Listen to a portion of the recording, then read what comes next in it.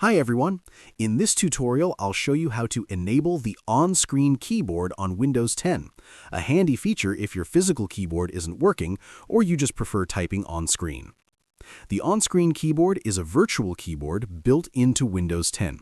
It lets you type using your mouse or touchscreen without needing a physical keyboard. Let's get started. Click the Start menu in the bottom left corner of your screen. From the Start menu, open Settings to access Windows options. In the Settings window, select Ease of Access.